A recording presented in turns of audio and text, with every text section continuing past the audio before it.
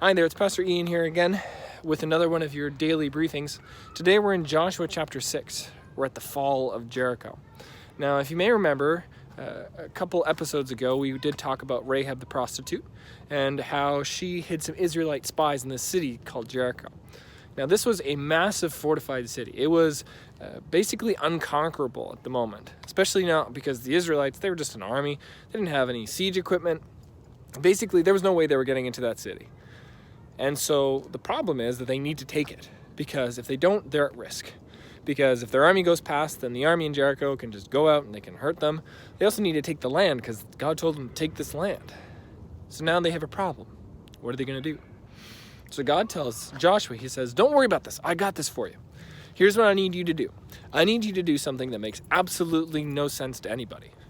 Because normally, if you're going to do a siege, there are things you're supposed to do. Cut off supply lines. You're supposed to stop anybody from getting in or getting out. You're supposed to, maybe you try and undermine the walls. Maybe you try and, attack them, put up ladders and stuff like that. Just imagine any basic medieval movie. You know what a siege looks like. He doesn't say do that at all. He doesn't do any of it. Instead, he has another thing that he wants them to do. He wants them to walk around. That's it. Just walk around. Go for a brisk stroll. Don't do anything. Don't yell. Don't scream. Don't be violent. Literally, just walk. Walk around the city. And you can imagine people at that moment are thinking, that's the plan? Really, that's the plan you have for us. It's to walk. Joshua tells them that's the plan. So for 6 days, they don't do any of the things they're supposed to do for a siege. Nothing. They don't get ready for battle. They walk around, silently walking, with music playing. Walking around. 6 days they do this. And then on the 7th day, Joshua comes to them and says, okay, listen up, here's what's going to happen.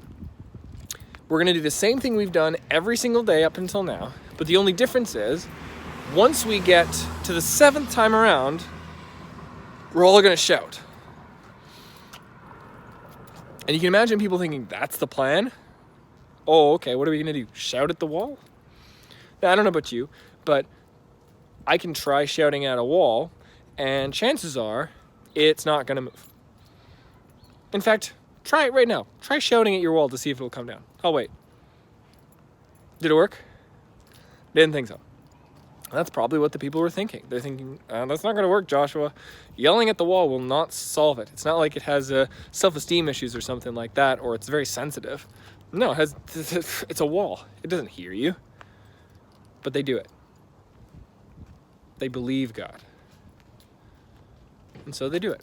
They walk around 6 times, just as they'd done before. But on the 7th, they yell. They shout. They scream to the Lord with all of their might. And the walls stay exactly where they are. No, they fall. Somehow, miraculously, the walls come down. The people are shocked, and they rush in. They take the city. They save Rahab and her family, and they take the city. God does the miraculous when his people trust him. God can do miracles when we trust him. There is a chance that the people of God walk around the city 6 times, 7 times, they shout and nothing happens. There's a chance. But they trusted God anyways. They trusted Joshua anyways. They trusted that what he had said was right. And it turns out that it was a really good idea to trust God, because he could do the impossible.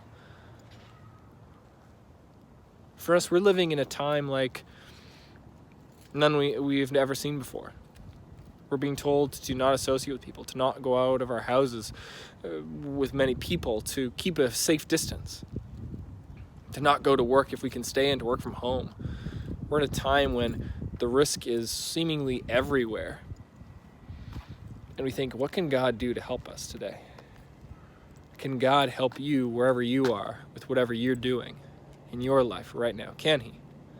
Could he bring down the walls of Jericho? Yes, he could. Yes, he did. God can help us when there is seemingly nothing that can go right for us. If you're one of those people who's sick, even right now, and you're thinking, am I even going to survive this? God can do the miraculous. If you've lost your job and you think, how am I going to be able to afford rent this month? How can I afford to feed myself and my family? God can do the miraculous when we trust him. Now, I've heard stories of different pastors in the States who are coming out and saying, you got to have faith. And if you have faith, then you're not going to get sick. That's all you need. You got to have strong faith. You got to believe God will keep us safe. Well, God also gives us brains to not be stupid, to listen to healthcare professionals who tell us that there is a risk, not only to ourselves, but to others when we don't follow the guidelines for social distancing or washing our hands or staying home when you're sick. God can do the miraculous. It's true. But let's not force his hand by doing foolish and risky things to say, well, if we bait God into action, then he must do something, right? He can do whatever he thinks is best at that moment. The people of God didn't bait him. They waited for him, and they waited on him, and they lifted up their voices, and when the walls came down, they took everything that was of value and they gave it back to God. They gave everything to God because their faith was built on God acting mightily for them and them responding with their love and with their faith and by trusting him in everything that they did. And then the word goes out that Joshua is a man of great fame. Why? Because his people won a great battle by literally shouting, and the walls kind of came down.